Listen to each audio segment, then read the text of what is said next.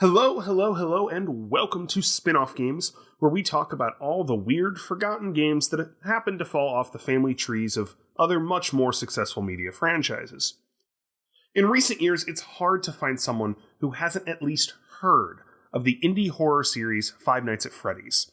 Ever since the first game's launch in August of 2014, and since YouTube star Markiplier proudly declared himself the king of Five Nights at Freddy's, the game has been getting increasingly more popular.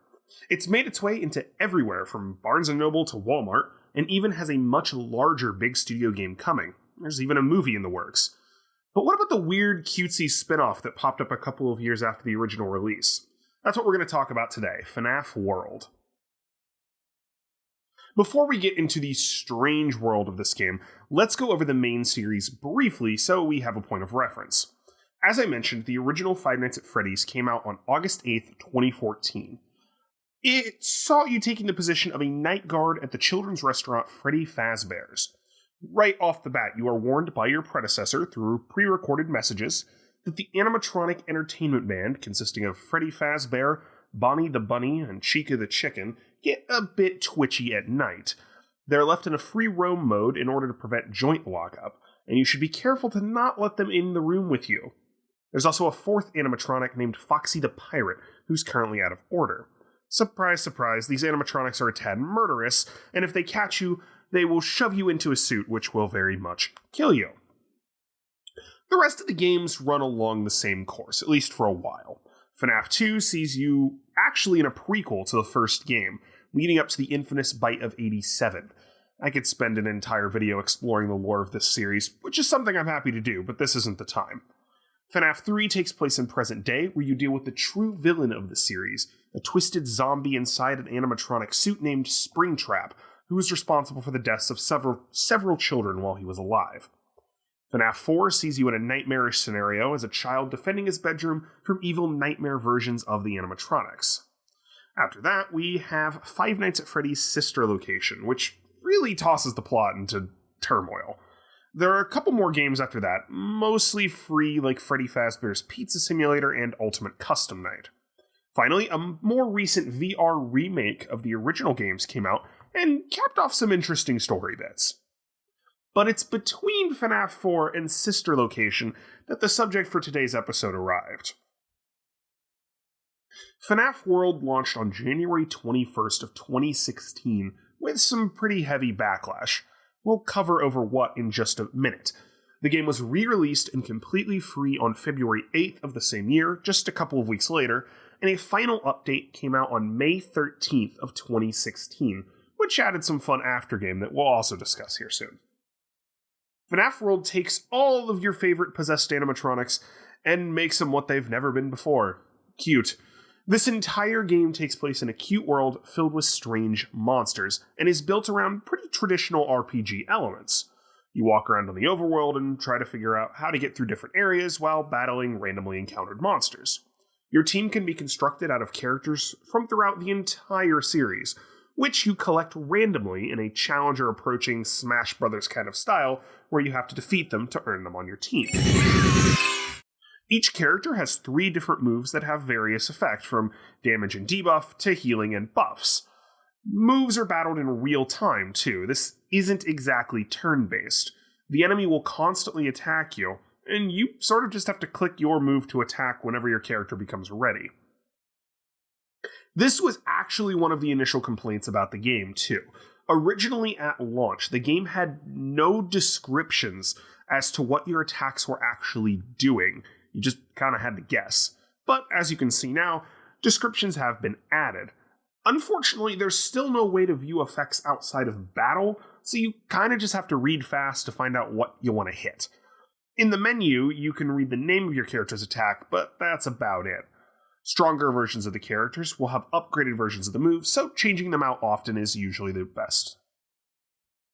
There are several areas to wander around and some basic puzzle solving. Moving between some areas involves going into the deep code of the game, which adds a bit of creepiness to the atmosphere, but nothing I'd actually call horror.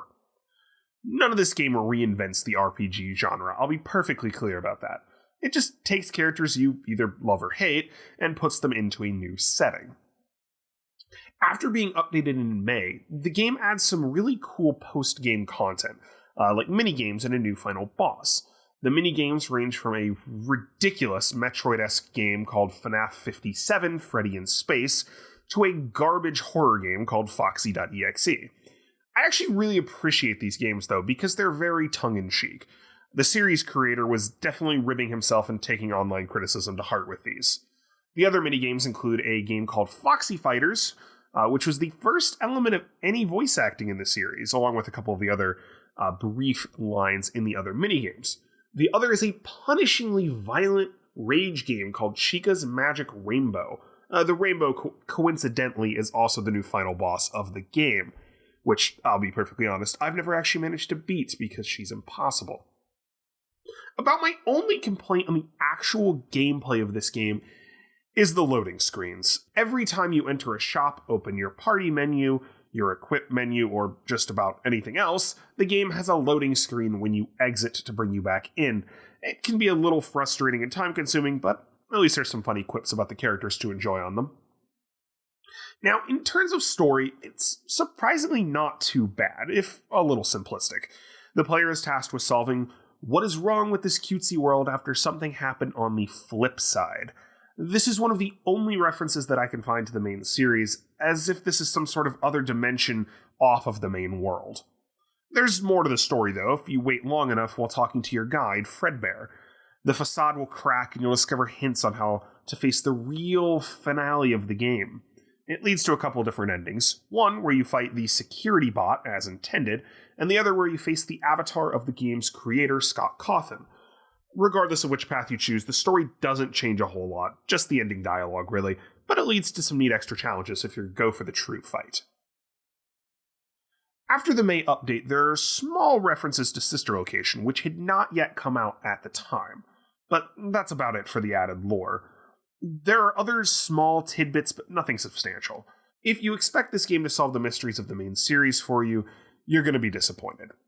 There were some neat little follow-up references to this, though.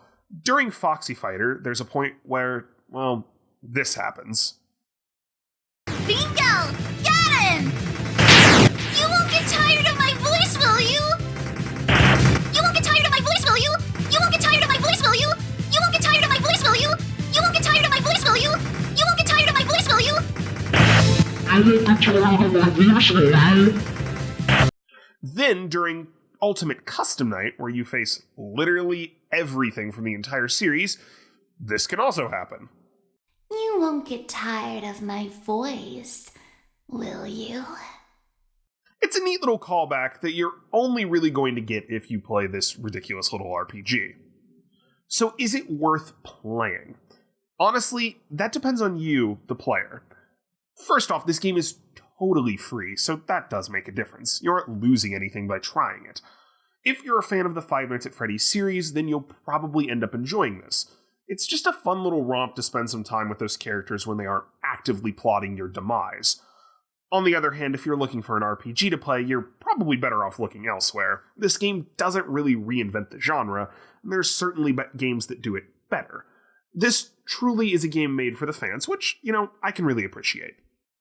So, overall, I would give this game a rating of Mangle juggling her heads while tap dancing. It's pretty entertaining to watch, and you don't know what he's going to do next.